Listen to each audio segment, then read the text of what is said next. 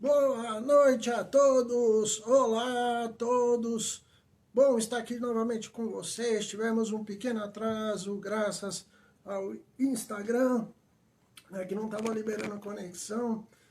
Bem, a nossa live desta noite de terça-feira, todas as terças-feiras nós temos feito lives. Provavelmente nós vamos migrar para outras plataformas nas próximas lives. Essa é uma live sobre saúde mental do Instituto Olhos da Almaçã e do grupo dos Jungianos de Brasília. E o tema de hoje é pandemia, amor e culpa. Meu Deus do céu, você tem fome de quê? Você tem culpa de quê? A gente não quer só comida, a gente quer comida.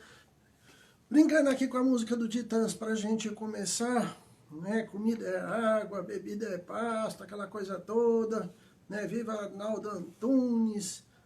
Mas a bagaceira é essa. Nós somos uma cultura judaico-cristã que todas as religiões nos fazem acreditar que nós somos culpados por ter nascido. Você é culpada de ser mulher. A gente é culpado por usar o vaso sanitário para fazer o número 1 e o número 2. Nós somos culpados pela pandemia. Aliás, a gente tem culpa de existir, culpa de nascer, culpa de morrer. Né? A gente culpa, né? De todos os lados. Então, né? Respirar gera culpa. E é até interessante quando a gente parte para pensar isso na prática clínica, as pessoas sentem culpa de amar, de beijar na boca, de transar, de ser feliz, de gozar, de rir. Né? Poxa, como é que eu posso, no meio desse cenário hoje em dia, no meio de uma pandemia, só rir? Né? Como é que eu posso estar feliz no meio disso tudo? Né?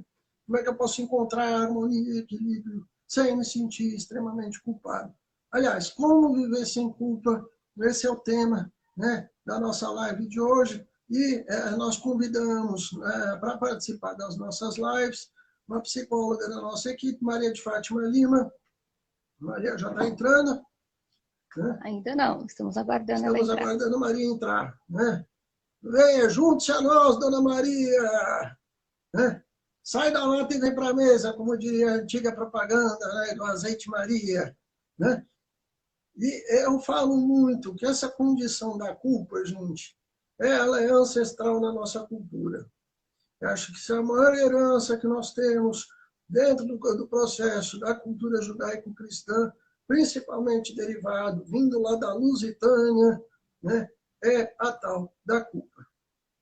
A culpa por viver, a culpa por nascer, a culpa por amar, a culpa por sorrir, a culpa por ver as pessoas adoecidas, a culpa por sobreviver num pós-pandemia. E o que, que a gente faz, galera, com essa danada dessa culpa? Oi, Né? Jorge. Olá, Maria, bem-vinda. Obrigada. Né? Apareceu Dona Maria, muito bem. Eu estou aqui batizando a nossa live e falando do tanto que nós temos culpa para tudo na nossa sociedade, né? O tanto que a gente carrega aí um superego que vem recheado de uma sombra do tamanho do planeta Terra, onde o tempo todo a gente está carregando um caminhão de pedregulhos, né, para poder se sentir mal, né? Sabe? Você tem que ter culpa. Você está sentindo culpa? Eu brinco muito, Maria, com uma peça que eu, particularmente, eu sou fã incondicional de Nelson Rodrigues.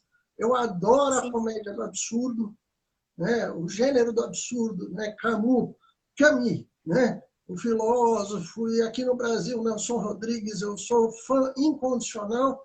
E o Nelson Rodrigues tinha uma peça, né? Doroteia, ou melhor dizendo, a Náusea, onde você tinha uma tradição de mulheres, né? Que tinham que sentir nojo na noite de núpcias do homem escolhido. Olha que tradição mais gostosa, né? Você tem que ter Nossa, nojo. logo dessa noite, Hã?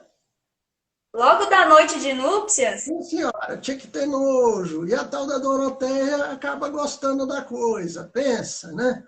E eu lembro que uma das tias velhas da Doroteia falou para ela uma coisa, uma frase que eu não esqueci o resto da minha vida. Você tem um hálito gostoso demais para uma mulher sincera. Olha que coisa mais gostosa, né? Você tem um hálito gostoso demais para uma mulher sincera. E aí, Já conquistou, né? é muito complicada essa história do Nelson Rodrigues, porque Nelson Rodrigues brinca de perverter as coisas na sociedade, de mostrar o absurdo do cotidiano, né? E nós, como bons cristãos, a gente tem que viver em função de culpa, né? Se você não for crucificado, se você não for apedrejado, imolado, se você não for um Judas que vai ser apedrejado, né? Você Sim. não vira, né, nada na nossa cultura e na nossa sociedade. Lembrando que a gente vive muito forte um arquétipo na sociedade brasileira, que é o do bode expiatório, né? Nós somos um país subdesenvolvido, as pessoas têm muita dificuldade de falar, estou bem, estou legal, eu posso crescer, sem carregar todo esse projeto de culpa e essa culpa ancestral nas costas. E aí, Tem que responsabilizar alguém, né? exatamente, né? O presidente, o diabo, o Satanás, a macumba que a minha ex fez, né? Aquela macumbeira, né? Sabe? Sempre alguém tem que ter culpa das coisas, né? Eu, padeiro que não assou o pão direito, hoje de manhã cedo, tá? E convidei essa terapeuta que faz parte da nossa equipe aqui do Instituto Olhos da Maçã, que é uma das supervisoras também da Clínica Social, né? Hoje Brasil, Maria de Fátima Lima. Passar a palavra para você, Maria, para você explanar mais ou menos um pouquinho sobre o tema. Vai lá, Obrigada, Jorge. Ok. Isso que você trouxe agora, né, já é muito introdutório mesmo, já dá uma ideia aí, né, de como anda nosso nível de culpa, né? Se a gente tivesse aí um medidor, já tá, acho que nem conseguiria medir o quanto que a gente tem culpa, né? E é um prazer estar aqui, né, hoje com você, nessa live, falando um pouco desse tema que é tão gostoso, sobre o amor, né? Ao mesmo tempo, nesse momento de pandemia. E a gente teve aí o Dia dos Namorados nesse cenário, né? Foi um desafio, acredito, para muitos. Então, acredito que a gente pode iniciar, né? Essa reflexão, esse olhar para esse tema, né? Reconhecendo mesmo, né? Conhecendo que a gente tem isso, tem essa culpa, assim, estratosférica, né? Grande. É culpa de não ter casado aos 27 anos, de ter um filho naquela casa, é, dentro daquela escola, né? Com todos os parâmetros ideais que a gente constrói, que a gente, assim. Então, são muitas as expectativas, né, que a gente vai tomando e assumindo desde que a gente nasce. E olhando assim de longe, dá para a gente perceber que não dá para corresponder com isso tudo, né? Não dá para corresponder com essa imaginário de família, de comercial de margarina, né? Não dá para corresponder a um relacionamento romântico no ideal hollywoodiano, né? Assim, isso parece até um pouco exagerado, né? Trazer esses exemplos, mas é muito comum na clínica você ouvir pessoas falando assim, né? Que tem essa expectativa, que querem uma família assim, que querem um relacionamento amoroso, perfeito, né? E acaba entrando numa cilada, numa armadilha que ela mesma, assim, ajuda a desenvolver, né? Maria, Maria, eu acho Oi? interessante, você começou a falar um tema que é muito chamativo, né? Que a gente tenha as fantasias, os delírios, né? Que eu vou ser feliz quando eu tiver uma casa, num condomínio fechado, né? Quando eu tiver, né, 93 anos e for o cara mais potente do universo, eu só vou ser feliz no dia que eu conseguir meu primeiro milhão, as fantasias. E é interessante que quando você não satisfaz a fantasia, o recolhimento da projeção dessa fantasia sempre foi muito doloroso, né? Sim. E aí essa fantasia, ela acaba laçando a pessoa, né, para uma neurose ou coisas assim, né, que acabam entrando nesse lugar aí de desequilíbrio, né, e de angústia profunda, né, onde atualmente a gente consegue, né, porque todo mundo está sendo forçado a olhar para si, a olhar para as suas fragilidades.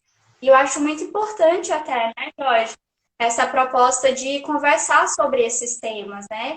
Porque o intuito aqui não é trazer uma resposta, até porque é muito individual a vida de cada pessoa, né? Muito singular. Então, não tem como trazer respostas óbvias. Mas para a gente reconhecer mesmo, olhar para essas situações e perceber, né? Opa, existe isso aqui, o que, que eu vou fazer com esses parâmetros, com essas projeções que estão próximas ou que estão dentro de mim, né? Então, acredito que tem esse nível de importância. Até quando você traz aí, né, essa ideia da peça que você assistiu, eu vou ter que me lembrar aqui, né, do momento que eu te conheci, Jorge. Deixa? Assim na frente de todo mundo, deixa, vai. Ai, gente, deixa eu então contar um pouquinho dessa amizade. Conheci o Jorge quando eu estava fazendo faculdade, né, de psicologia.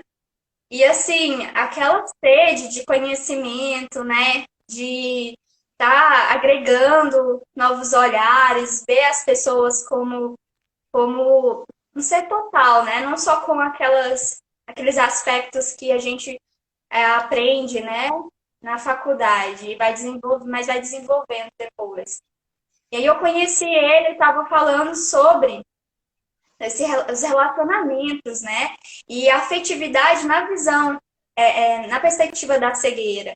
E aí ele falava assim de um jeito muito genuíno, muito afetivo a respeito da culpa das pessoas em demonstrar felicidade, né? Em demonstrar aquele afeto, aquele amor. E aí um dos exemplos que o Jorge trouxe, né, ali no café filosófico no Bolshoi, que acontecia, né? Foi um casal, né? Que tá ali se pegando naquele amor todo e apaixonamento caloroso. E todo mundo fica assim, nossa, que coisa feia, que estranho, né? Mas é assaltado por essa cena. E eu conto isso, né? Porque foi algo que realmente eu pude ali, né? Poxa, o quanto que a gente é pudico, né? Em coisas que são padrões na nossa vida, a gente faz assim, né? Não tem como ser linear nesse cotidiano. Não tem como, é assim, assim, assado, né? Não tem um parâmetro. Mas é o que a gente quer estabelecer para tudo, né? É na família, no relacionamento, no trabalho, e a gente acaba indo pela culatra, né? Com esse tanto de expectativa mesmo. Mas eu confesso que foi muito bacana, Jorge. Esse exemplo que você deu, nossa, todo mundo ficou assim, rindo, sabe? Pensativo, lembrando da cena que talvez deva ter julgado também em momentos assim. Porque nós E vivemos aí, na sociedade atual o moralismo, esse patrulhamento ideológico, essa censura, né? Se tiver um casal com tesão perto da gente, tem gente que vai pegar um tijolo e jogar em cima, né? Falar, vai aparecer com um extintor de incêndio para tentar apagar o fogo, né? Porque é imoral, não pode, não presta, né? Tira a mão daí. E é engraçado que essa mesma sociedade, que é tão moralista, é uma sociedade que tanto discute sexo e que, ao mesmo tempo, sofre de impotência sexual. Mulheres com anorgasmia, homens com impotência de tudo quanto é jeito. Você liga a rádio hoje, você tem clínica para problema de ereção de tudo quanto é jeito, de tudo quanto é rádio, né? O que aconteceu com a sociedade? Está todo mundo broxa? O que será que Eu aconteceu? acredito,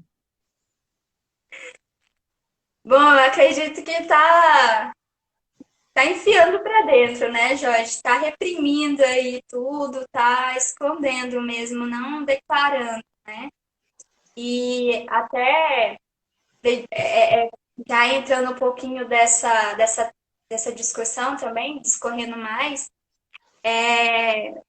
como que essa culpa ela vai sendo formada, né? Como que ela vai se desenvolvendo no nosso crescimento, na nossa cultura, né? E aí o Freud, né, ele tem um trabalho fantástico quando ele apresenta a ideia do totem tabu, né?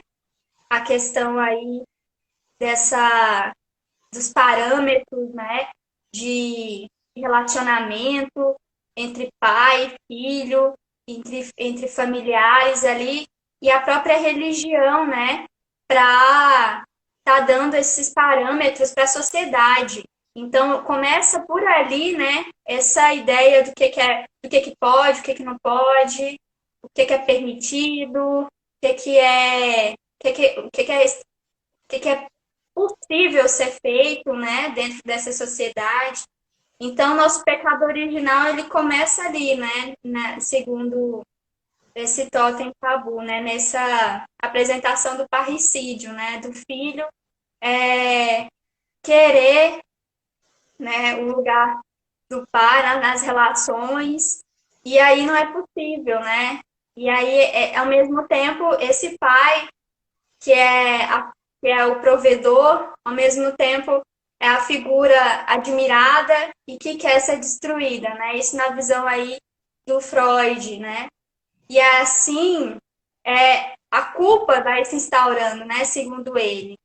E vem essa corrente agressiva do ser humano, a corrente afetuosa, que tentam se concorrer ali, né? Nessa concorrência toda, gera essa persectoriedade, né, do ser humano em tentando compensar os seus gastos, tentando compensar ali aquilo que ele tem dentro de si, né? Bem, a gente não vai entrar muito a fundo, né, Jorge? Mas tentando dar uma pincelada, assim, de como que essa questão da culpa é vista na visão aí psicanalista, né? E já na visão do Jung, sim, Eu acho interessante, Maria, aproveitando isso aí, né, já que a gente entrou no Freud, o Freud falou muito de superego na constituição da teoria da psicanálise e o Jung desdobra isso aí, quando ele vai discutir a questão da sombra, o tanto que nós temos coisas que nós não aceitamos em nós. A menina é morena, ela quer tingir o cabelo de loiro, ela tem seios bonitos, ela quer deixar, ela quer, né, zerar tudo, né? Nós não aceitamos nosso corpo, nós não aceitamos que nós somos, né, de um lado, e eu acho que tem a discussão da culpa, eu vejo que Jung traz muito ela, quando ele está estudando psicologia e religião, isso fica subentendido no Resposta a Jó, né? Eu acho muito, sim, quando ele começa a questionar, né, a própria estrutura, né, dos castigos de Jó. Jorge. E até uma coisa que me chama a atenção nessa leitura do Jung, né, é que o ser humano, ele precisa, né, assumir o que ele realmente é, né, e que essa é o grande desafio, né, de estar sendo fiel a si. Então, quando a pessoa consegue ser fiel a si, ela não se trai. Então, essa ideia, né, de ficar se preocupando com várias coisas, tentando controlar várias coisas, corresponder com várias expectativas, né, as expectativas geradas de si, elas de certa forma, vão ficando mais naturais a própria vida, a própria forma de conquistar as coisas, né? Vão se tornando respostas mais fluidas. Estou conseguindo ser clara? Eu quero fazer uma pergunta aqui, um parênteses. Ah, Como não ter culpa de você ser fiel a você mesma? Porque também, quando você vai cair na individuação, você vai começar também, né, a se questionar com isso. E aí? boa pergunta, Jorge. Como não se culpar de você ser você mesmo? É Exatamente. isso? Exatamente. Acredito, Jorge, que primeira coisa é a gente pensar que a culpa, ela também não está nesse lugar aí tão horrendo, né? Querendo ou não, ela tem uma função. A função de você se olhar, de você perceber o que é que você está acertando, né? O que é que você é como se fosse fazer aquela correção aquele momento que o professor está olhando a prova, sabe? Tá correndo. Então, um momento ou outro, todos nós passamos por isso, de se autocorrigir, né?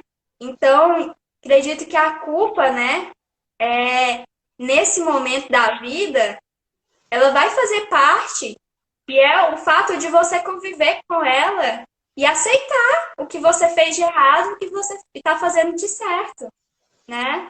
Não exclui nem os erros e nem os acertos. Só que é Tem interessante. até uma Tem até uma proposta, assim, dentro da visão ainda psicanalítica. Eu estou falando isso porque eles foram muito incisivos nesse tema, né, Jorge? Trabalhando trauma e trabalhando os aspectos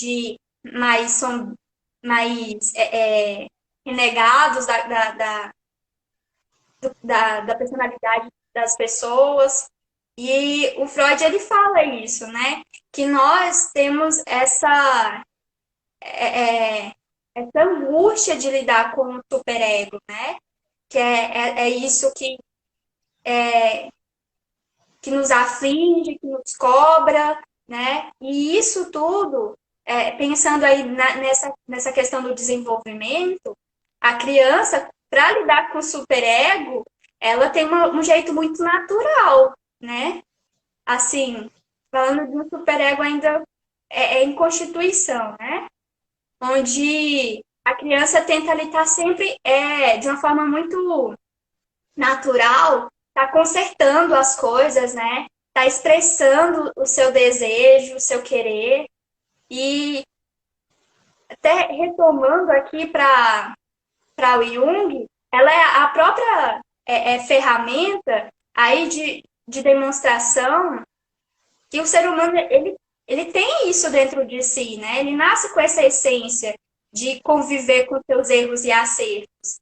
E você precisa estar com essa disposição, né? De ir lá, reconciliar, de tentar consertar os seus erros, também de ficar chateado, né? Então, a criança tem muito essa demonstração de característica de como lidar com essa realidade psíquica, né? De frustração, de expectativa. Nós eu falo nós enquanto adultos, né? Tendemos a colocar uma pressão danada, uma expectativa grande, né, a respeito do desenvolvimento. E isso está muito ligado com a culpa, por quê? Porque é muito difícil você tentar se desenvolver dentro de uma caixinha do pai, da mãe, da sociedade, né? Então, eu vejo muito é, essa, essa constituição, esse desenvolvimento aí, nosso, na infância, né? Obrigada, Carol. Muito linda você. Carol mandando um recadinho aqui. Então, eu vejo assim, né? Esse início aí da culpa no nosso desenvolvimento. É legal a gente pensar nisso, Maria, por causa da questão da dialética da psique, né? Entre tese, antítese e síntese. Né? A gente está falando de energia psíquica, a gente está falando da força vital, a energia que circula. Então, você precisa do erro para poder chegar no acerto. Aí eu vou falar de poesia, José Régio, né? Cântico Negro, né? Eu sou filho do amor que é entre Deus e o diabo, né? Ou Raul Seixas, né? Que a gente agrada a Deus fazendo o que o diabo gosta, né? Então, é muito complicado isso, e isso tudo está embutido dentro da ideia, né? Na poesia de Portugal, de José Régio, no nosso Raul Seixas aqui, e no Resposta a Jó do Jung. Né? Você tem o livro de Jó começa com Deus apostando com o diabo, cara, que coisa mais louca. Oi, né? Vai lá, pode judiar o tanto que você quiser, só não mata ele, não. Vamos ver do que esse cara é feito, né? E aí? E eu vejo que a culpa ela entra muito dentro desse cenário, né? Que Jung traz, inclusive, as discussões teológicas feitas posteriormente a essa obra, botaram a igreja de cabelo em pé, né? Porque fala né? Que Deus é esse, né? Que figura onisciente é essa que vai fazer você ser provado, ser testado, ser... E a culpa eu vejo que entra muito dentro dessa seara, né? De você, sabe, que você tem que estar mal, você tem... Aí eu lembro até de um filósofo também, né? René Girard, né? Que ele fala da condição do tanto que o ser humano, a experiência religiosa, ela tem que ter sacrifício, ela tem que ser autofágica, você tem que arrancar, né, canibalismo mesmo, vai lá e come um pedaço da carne, né, bebe o sangue para poder chegar em Deus. Né? E por que tem que ser tão sofrido? Né? Por que a gente tem que sentir tanta culpa? Né? Por que o nosso prazer, né, aquele pedaço de bolo de chocolate que vai fazer você ganhar 400 calorias, oh, meu Deus, pode não, da barriguinha, da estria, da celulite. E ele fica lá na mesa dessa cozinha sorrindo para você, você saliva, jura que não vai vê-lo, não repará-lo, né? Mas, ai, meu Deus, só mais um pedacinho daquele bolo gostoso. Só mais um pedacinho desse bolo. Aí você vai ficar um pouquinho mais gordo. Aí aquela barriguinha já não é aceita. Então aí você já é excluído. E quem quer ser excluído, né, Jorge? Então, assim, entra dentro desse circuito, né? A espiritualidade que foi corrompida, né? Assim, e o Jung tem bem essa proposta de olhar para a religião, para nem tanto, né, a questão religião como a gente se aproxima e vê hoje em dia, né? Mas como um aspecto do ser humano próprio, né, inato, nasceu com ele. Então, ele tem bem esse olhar assim e chama, né, nós todos, né, as pessoas a, a entenderem que esse ser, né, divino, na verdade faz parte do seu divino, né, do seu interior aí, né, e que não está externo, né. Ele pode estar externo? Pode, mas ele está muito mais voltado para essa divindade interior que cada um carrega, né? Então, é por aí que começa essa separação, né? E essa antipatia contra o Jung, né?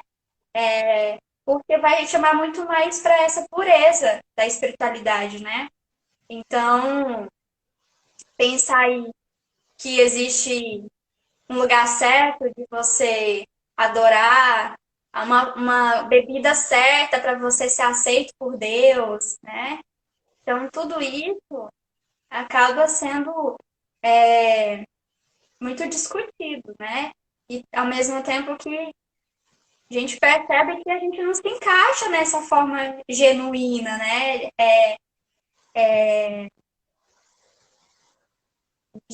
Divina, e que a gente acaba não se parecendo nada com Deus, se for olhar pelos parâmetros que são colocados, né? Então, a culpa também está nisso, porque queremos, quero parecer, né? Eu quero ser dessa comunidade e ter esse contato espiritual, quero, quero amar, né? Porque Deus é amor, então eu tenho que expressar esse amor. Mas aí, junto com isso, vem todo um filtro aí, né? De como amar, como expressar o amor. E isso vai ficando muito engessado, né? Então, Será que a gente poderia falar que nessa era que a gente está vivendo, e aí eu vou colocar nessa era que nós estamos vivendo, pré-pandemia e durante pandemia, você no seu consultório, com os colegas que você tem convivido, a culpa das pessoas aumentou? Galera que está aí assistindo a gente, manda aí o comentário, por favor. Né? Manda beijinhos, corações. Né? Não mande nudes, por favor, que eu não enxergo. Né? Mas, e mas aí? você gostaria de receber, né? Não, é sacanagem com o ceguinho, né? Mas o negócio é o seguinte, né? A culpa aumentou, Maria, você percebe isso? As pessoas têm se sentido mais castradas, censuradas, tolhidas. O que vocês Boa acham? pergunta, Jorge.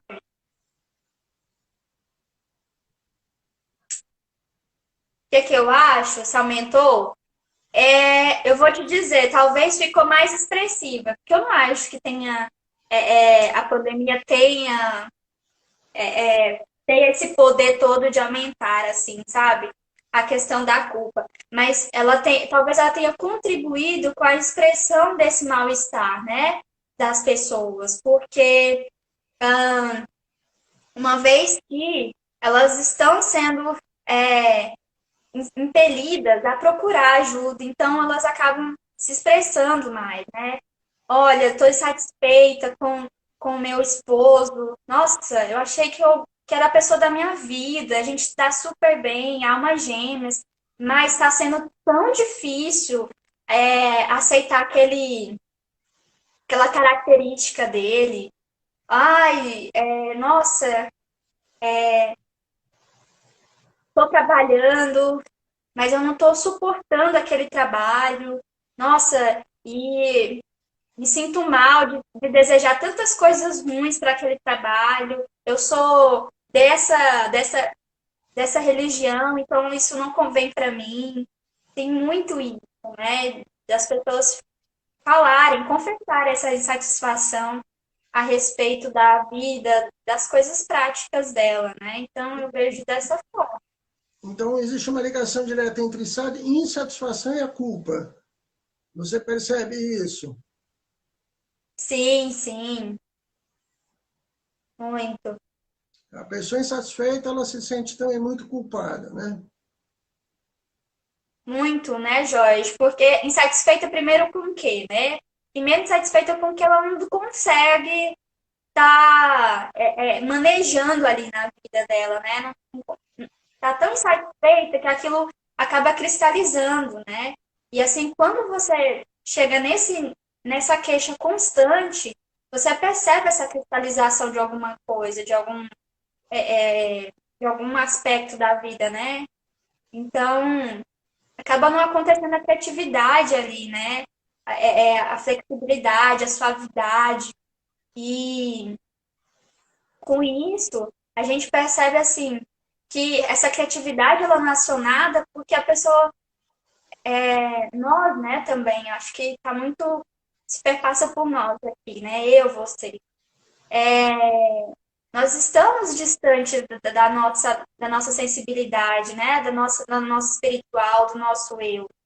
Então, assim, começa aí com retornar, olhar para si, olhar para essa pessoa que está ali conversando, que está na terapia, com cuidado, com afeto, para isso virar, né? Para isso mudar. Maria, uma questão que eu tenho, tá tendo comentários aí na live, o pessoal mandou questões, né? Sim, tem uma pessoa que comentou, acho que, deixa eu ver aqui, é a Thaís. Beijo, Thaís, obrigado pela pergunta. Acho que durante esse momento deu para ver que a culpa e as frustrações vão além da gente. Vimos que existem fatores externos também, verdade. Sim, Eu na vou por verdade, aqui. eu falo que a CUP é uma das maiores instituições da nossa religiosidade cristã, né? E Jesus foi um cara libertário, mas o cristianismo ele carrega a culpa de respirar, né? Então, se você não for culpado, você não goza, você não sorri, você não, né? Você não pode nem entrar dentro da igreja. Se você não se assumir pecador, né? E todo mundo tem que ser pecador. Até que existe um movimento de uma teologia para descrucificar o Cristo dentro de você, né? Vamos parar com isso, né? Vamos, sabe? Para de chicotear Jesus, pelo amor de Deus, né? Cansou, né? O bichinho já está apanhando tem 2000 anos, né? Você vai continuar chicoteando ele, né? Bora começar a andar para frente, né? E aí, me É, traz uma pergunta que eu queria direcionar o resto do nosso programa de hoje. Maria Pruma, é possível amar com culpa? Se é entregar com possível, culpa? se a gente for pensar aqui nessa culpa cristalizada, né, Jorge? É, aí é difícil. Mas ao mesmo tempo, a culpa aí, ela tem esse tempero, né? Ela não tá num lugar aí renegado, né? Mas ela tem esse papel aí de fazer com que você se atualize, né? A pessoa que sente culpa, que sofre, né? Que tem insatisfações, o que que você vai fazer com ela, né? Você vai ficar aí culpando, lambendo ferida, né? O que que você pode fazer com ela? Ao mesmo tempo, a mesma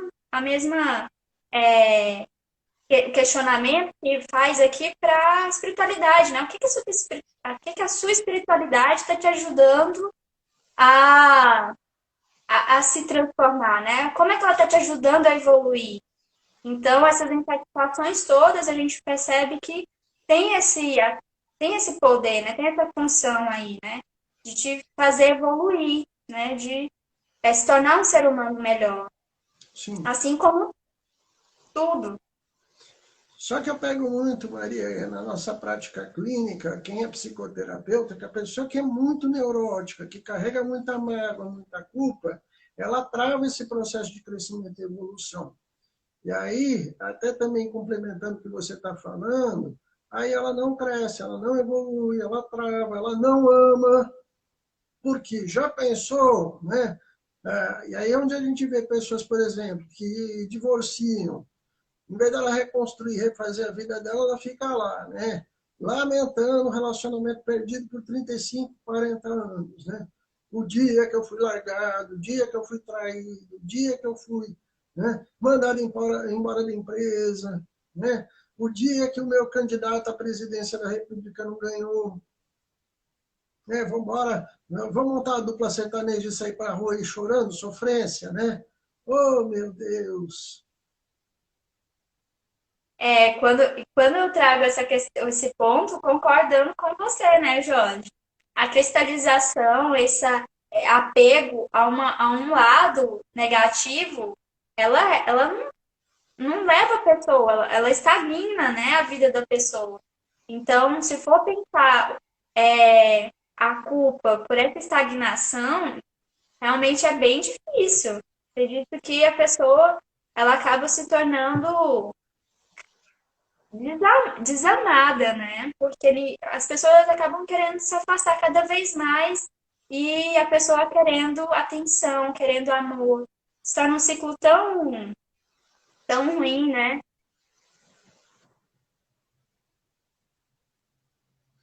E é interessante, Maria, né, a gente olhar para essas coisas todas nesse período de pandemia, onde eu tenho visto algumas pessoas se questionando, né, porque hoje nós estamos vivendo uma realidade onde, infelizmente, tem milhares de pessoas morrendo, mas, ao mesmo tempo, você tem que manter uma estrutura de saúde mental para continuar suas atividades, manter o mínimo de sanidade, né? Manter o mínimo de coerência para não surtar no meio da loucura coletiva, se ajudar e ajudar as pessoas que estão à sua volta, né? E, ao mesmo tempo, eu vejo um sentimento meio que de culpa, né? Como eu posso sobreviver bem no meio dessa bagaceira? Como ser feliz sendo tantas pessoas estão sofrendo, né, Jorge? Essa, essa antagonia aí, né, é bem constante, assim, no que a gente vê, né? Poxa, eu não posso estar andando desprotegido, sendo que tantas pessoas estão morrendo, né? Então, isso também está bem próximo disso que a gente está dizendo, né? E assim, retomando o que você tá trazendo, é, se torna um desafio, né? Por conta que precisa- é essa empatia que a gente precisa estar sempre treinando ela, né? Não tem como. Dá para ficar sal- serelepe, saltitante com o sofrimento dos outros? Não dá. Mas, ao mesmo tempo, não dá para você ficar aí resmungando, triste, preocupado, né? Isso até faz adoecer o que a gente sabe aí da questão do nosso sistema imunológico, né? Da nossa resistência. A gente precisa estar se atualizando, criando formas de lidar com essas situações preocupantes. Então, de alguma forma, entra sempre essa dialética de tá treinando a empatia, tá treinando o amor, está vendo. E eu vejo assim, o sofrimento, a culpa, de alguma forma, ela puxa o ser humano, né, para estar desenvolvendo isso também, sabe? Porque parece que esse momento de pandemia, de isolamento, né, de tantos questionamentos, faz com que a pessoa dê um destaque, crie um outro olhar a respeito de muita coisa, né? Até mesmo da sua espiritualidade, né? Como expressar a sua espiritualidade dentro de casa, sem ter a cobrança de um líder religioso, né? Sem ter os membros. Como fazer isso acontecer, ter o seu momento ali com os outros, desenvolver essa fé,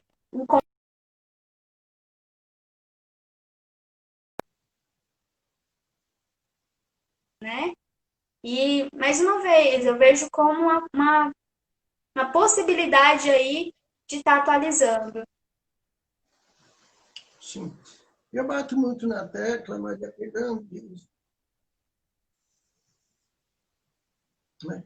Eu pego muito na tecla também que, se a gente for olhar na nossa sociedade hoje, é na história da civilização. As pessoas que não têm culpa, que não têm superego, são quem, né? É o sociopata, é o psicopata, né? É o nosso político, né? Que hoje está pouco se lixando para o outro, se tem sofrimento, se não tem, deixa morrer que está tudo de boa, né? Sim. E é onde E eu por bato isso na que tecla. ela O excesso de culpa tem trava, mas a ausência de culpa também passa a ser um processo complicador na sociedade, né? E aí você falou muito bem que o que cura a gente é a empatia, é o calor humano, é a troca, né?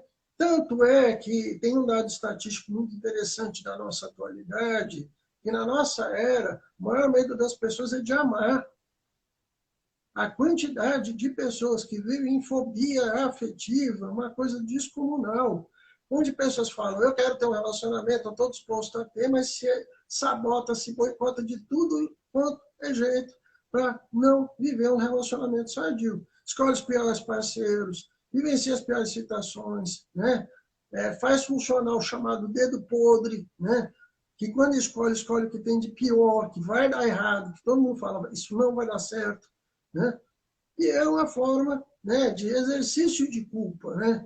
Já que eu sou pecador, vamos embora carregar cruz, né? Na transa, no relacionamento, na vida profissional.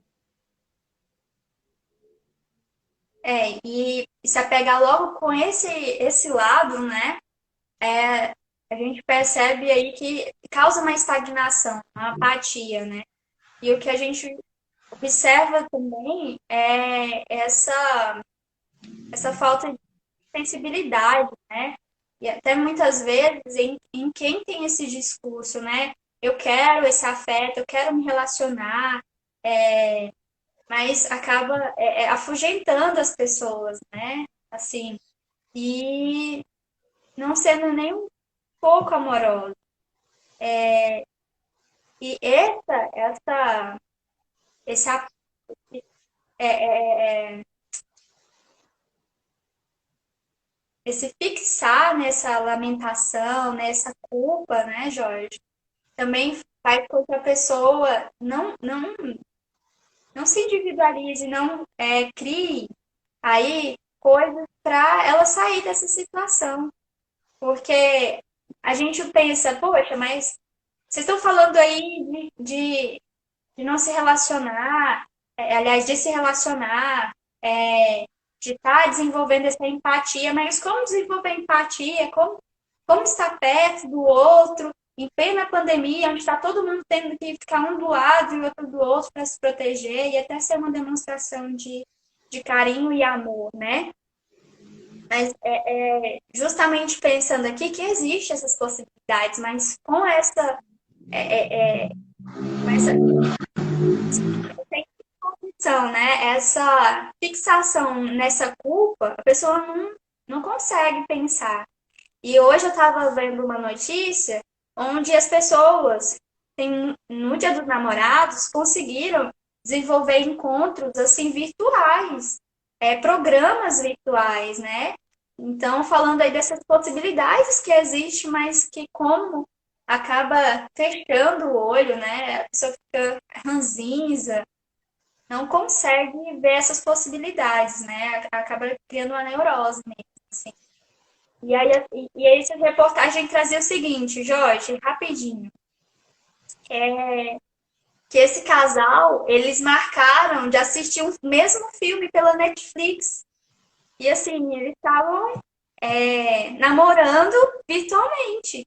E em cidades diferentes, sabe? Pessoas que estavam tentando não estagnar o relacionamento, então, hora fazia uma videochamada, hora mandava uma mensagem, para manter esse romantismo, sabe? Para ter essa característica, né, do namoro, do apaixonamento, do encantamento. Então, assim, essas pessoas mostrando essa disposição, né? Maria, eu sempre falo para as pessoas, para os meus pacientes, para os meus amigos, e é um lema que eu tenho de vida, que o amor vai de mula. Ele vai de Vai Ferrari, ele anda de mula, ele manda nado. Se tem parede, ele pula, escala e chega do outro lado. Se tem um rio para atravessar, com piranha, ele dá um jeito de chegar do outro lado. Né? O desejo, o amor, o tesão de verdade, ele não reconhece barreiras. Né? Você faz coisas pela pessoa, pelo querer bem da pessoa, com toda a força vital do seu coração. Né? E aí onde eu falo, quando começa muito com nhenhenhê, hoje eu não posso, eu estou com dor de cabeça, sabe o que, que é? Estou pensando na morte da minha bisavó, ah, não sei, não. Não. Aí já é um indicativo que a coisa não está muito legal, né? é, E é uma condição que eu bato muito na tecla, porque a gente tem que falar sobre o amor nos tempos também, né, da nossa Covid. Eu acho que as pessoas vão inventar formas de se relacionar. Eu acho que tendo cuidado, elas vão acabar se encontrando e até se relacionando com carinho, com moderação, com autocuidado, preservando o outro, preservando as pessoas, né? Porque o amor não vai parar, né? Não tem jeito da gente falar que não vamos nos relacionar, né? A vida segue. O problema todo é que a gente tem um cenário onde, de um lado, você tem muita neurose, no outro você tem, né, muito descuido também, e chega a ser engraçado os extremos que a gente vive, né, principalmente do egoísmo, né? Eu, né? Sim. E aí, por isso que Opa, pode falar. E é engraçado que eu fiquei pensando agora, será que o egoísta tem culpa, galera? Uma pergunta aí para quem está assistindo. Mandem perguntas, questionamentos para nós, vamos? O que é que vocês acham que pessoa egoísta, né? Ela tem culpa? Tô até aqui pensando, Jorge. Eu acho que tem, viu? Eu acho que a pessoa muito egoísta ela vai jogar sempre a culpa nos outros, né? Inclusive para justificar ela continuar sendo egoísta, né? Sim, sim, por aí mesmo que eu pensei. Poxa, eu não posso estar disponível, né? Eu não posso estar pensando no outro, né? E aí, quando a gente vai para essa linha, né? A gente percebe tanto que há esses extremos aí, né? De, de achar que é, treinar essa empatia, de estar olhando para o outro, né? Vai tirar o lugar, é, vai tirar o seu lugar, vai tirar a sua autonomia. E alguém mandou um comentário assim, acha que a pessoa egoísta acha que nunca é culpa dela, a culpa é do outro. Sim, né? Ele projeta a culpa, né? A projeção de culpa é um dos mecanismos do egoísmo, né? Que é a base, inclusive, da estrutura narcísica, né? E é isso aí mesmo, né? Você vê que na nossa política o melhor retrato é esse, né? Nenhum partido faz a meia-culpa de falar, ó, errei, tá errado. Não, a culpa é sempre da oposição, né? É magnífico isso, né? E é por isso que o nosso cenário político é um dos piores do planeta Terra, né? Até porque você não tem uma oposição que se organiza, né? Pelo contrário, falar de oposição, meu Deus do céu, não pode, né? Sabe? Você tem que ter uma unanimidade burra, né? Para poder estar trabalhando o contexto, né? E é o egoísmo, é o cada um por si, né? Você não tem, né? Até que o cenário político ele tem que ser dialético, tem que ter posição e oposição. E a oposição sempre fiscalizando, né, a posição. Tá? É assim que funciona a política, né? Mas não, no Brasil a gente quer ter uma música de um acorde só, né? Uma igreja de um Deus só, né? É tudo monocromático, né? Que coisa mais gostosa, né? E aí, quando dá tudo errado por causa disso, vai fazer o quê? Reclamar, porque a culpa é sempre do outro, né? Sempre o outro é culpado, né? E aí, terminando o raciocínio, né, Jorge? É sempre o outro que é culpado, e aí não consegue ter essa visão total, né? Não consegue estar caminhando aí, né? Andando entre um polo e outro, fazendo esse movimento, né? Porque como a gente nota, né? Não existe só a luz, né? Existe também aquela sombra ali, né? Aquela parte que está integrando a escuridão nessa luz. Então, é sempre um desafio grande, né? Tá olhando dessa forma. A gente Posso, também tem culpa, o outro também tem culpa. posso sacanear, Maria? A senhora permite? Né? É o cara que é muito ruim de cama, tá? Que ele não consegue satisfazer a parceira, daí eles terminam o relacionamento, lógico, porque ele ainda põe a culpa da coitada da parceira, né? Sai falando mal dela para todo mundo, daí passa 15 dias, quando ela começa a namorar com o outro, que ela está reluzente, super feliz, amada, com a pele brilhando, sabe aquela coisa deliciosa, né? O cara fala, tá vendo? Tá vendo? Certeza que ela é uma bandida, né? É aquela velha história, né? E aí o cara não consegue perceber que a falha dessa cidade todo não é dela, foi dele. Tá? E eu falo que isso cabe para todas as situações. É relacionamento, né? É afetivo, né? É com relacionamento a trabalho, é com religiosidade, né? Você vai vendo que o ser humano faz isso com dinheiro. O cara não é incompetente para lidar com o negócio dele, com o dinheiro que ele ganha, né? A culpa é do banco, a culpa é da prefeitura, a culpa é do... porque o cara não conseguiu fazer planejamento financeiro com o dinheiro dele, né? A culpa sempre é do outro, né? E, ao mesmo tempo, é tão interessante que você tem que trazer um pouco disso para você se conhecer, mas sem viver de culpa, né? Isso, Jorge, eu acho que essa é a grande chave, né? Da gente estar olhando para esses assuntos e temas de hoje. É estar olhando, reconhecendo e fazendo alguma coisa com isso, né? É a proposta de transcender as problemáticas, a missão de vida, né, do ser humano, porque a vida em si, ela já é cheia de como é que, qual é a palavra, Jorge, poderia dizer? A vida ela não é linear, né? Então, essa proposta de estar sempre fazendo um, um doce com mel de abelha. Depois de ter pegado ela lá na fagulha, lá no meio das abelhas todas. E eu bato muito na tecla, Maria, está faltando poucos minutos para a gente encerrar a nossa live de hoje, e eu pego muito na tecla também de, sabe, o caminho de individuação, ele não é tranquilo, ele é pedregoso no começo.